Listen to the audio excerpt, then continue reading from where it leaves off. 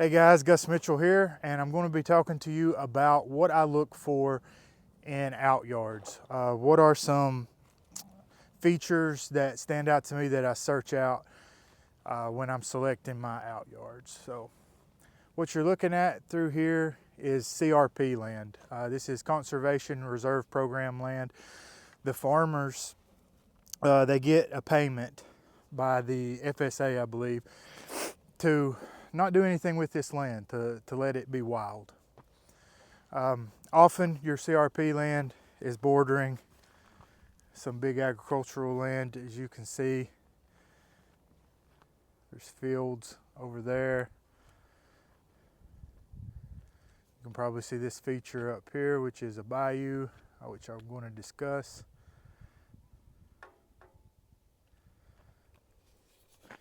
So, why is CRP important? CRP is important because it provides early pollen sources.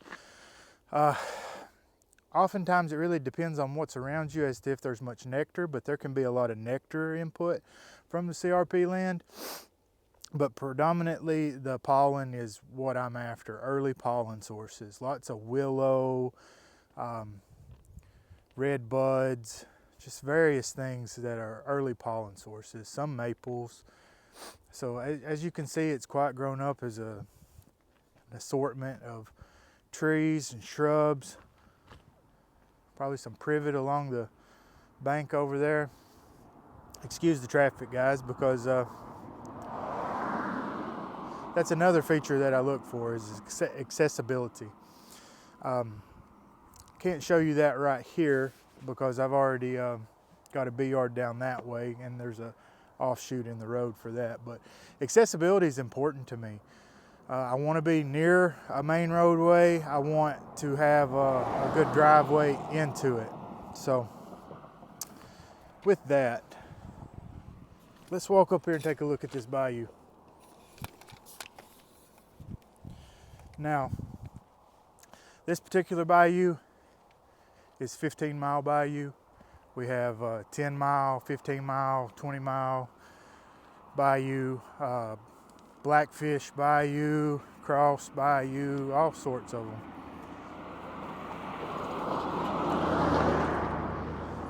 And along with the bayous around here, we also have ditches like ditch number 10 and 11. They're numbered. They don't have names. They're just typically numbered ditches.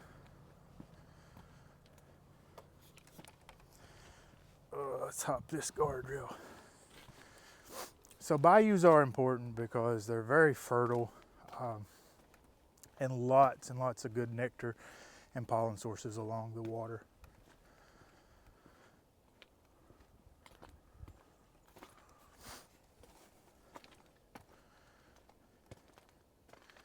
I don't know how well you guys can see that, but bayous, they move much slower than a creek. When I first moved into this area, into the Memphis area, I asked an old timer why they call these bayous and not creeks. And he told me because the banks are not as firm, I guess would be the word for it. They're not as defined. They tend to be marshy along them.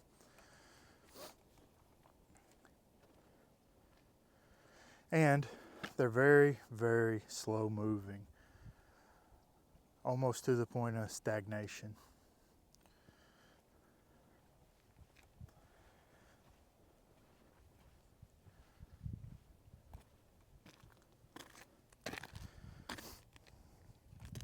But water is extremely important when you're making honey. Bees need water, so you need a good water source that is preferably not a neighbor's pool. I don't want to see many houses around either. Definitely ones with pools, because that is never, ever a good story. Beekeeper always loses when there's a pool involved. The bees, they love that salt water, or chlorine, whatever chemicals they put in it, but sure attract them. But guys, you can see this area here. This is the kind of areas that I want. I want to be in the margins of the wetland and the scrubby bush between the fields, because that's where you make honey, in my opinion. Another feature that I look for are railroad tracks. As you can see, it's lots of sumac. It's a nice little thicket. And you see all this vine interspersed. That vine behind me, a lot of that is pepper vine and red vine. And those are very important nectar sources for us here in the summer, as well as this sumac. Sumac contributes so much to the quality of our honey here in the Memphis area. But you see all these vines as well. And then there's miles and miles of this undisturbed along the railroad tracks. So railroad tracks are definitely a feature you want to look for on the maps. So when you start to form a picture of where you want to look at for outyards, you want to look for those waterways, those margin areas that are undisturbed, like the CRP. You want to look for good cropland areas. And you want to look for railroad tracks, because it's where you're going to make a lot of honey. Talking about the margins, this is a good example of what I'm talking about. So that bayou runs through there. You see all the sumac, the vine, all this other stuff in this wetland that's in the margins between this road and that field, which that field will be soybean or cotton next year. But you have a lot of protection, a lot of water, and a lot of early pollen and nectar sources right through here.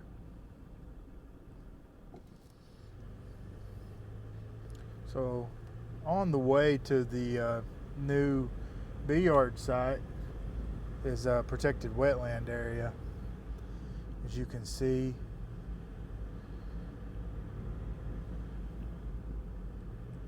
pretty neat little area. Lots of water. And this is, like I said, it's a protected area, so it's going to stay like this all year round. And I have a very good feeling that that's where a lot of spring honey is going to be made. So I've shown you features that I look for when I'm searching out new areas that I think will be good honey production yards.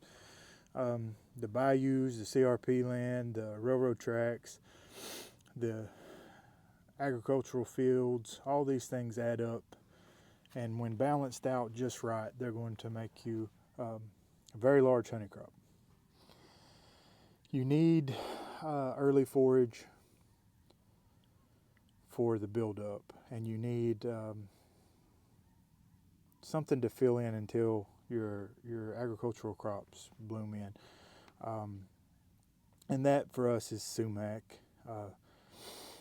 It blooms generally right before soybean crops start, and then the red vine and the pepper vine contribute throughout that flow.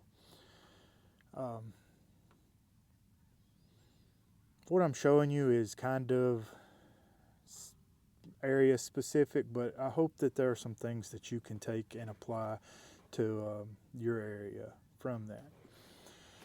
But here we are at a location that my farmer agreed to let me place bees. You can probably hear the duck and geese hollering over there, but it's recently rained quite a bit, so it's wet, and I was taught by my mentor, Mr. Robert Hodum, that the best time to look for bee yards is after a good rain. That way you know if you can get in. So this site here, as you can see, is high ground. It's up on a hill and it's very protected. I can't stress how important it is for me to have good windbreaks in my bee yards. Because I'm in such an agricultural area, you have to find ways to mitigate these problems. And for me, being able to set up in the center right here where there's an opening with windbreak on all four sides is just excellent. So I'm really not going to have much to worry about as far as drift spray. You can see it's open in the center. They've kind of cleared it out. Now, let's see.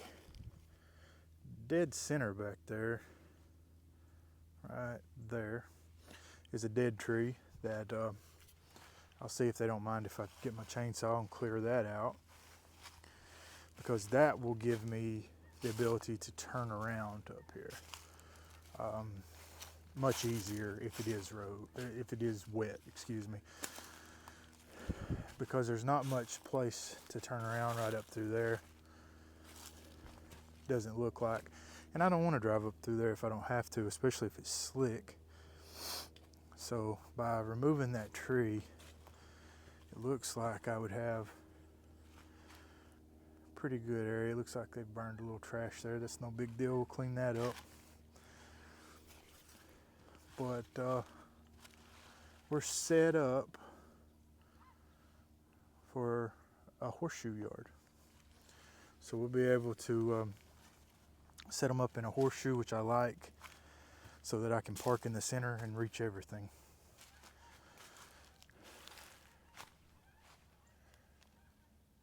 There's some,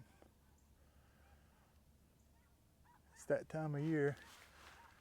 I don't know if you can see the birds, but lots around. Anyway, as I was saying, it's a lot of sunlight will be able to come in through here. Should be pretty nice bee yard. Should be good access, and yeah, that's what I'm looking for, guys. I hope that this video that you can find some things to apply to your area, and I hope that that you get something out of it. So thanks for watching.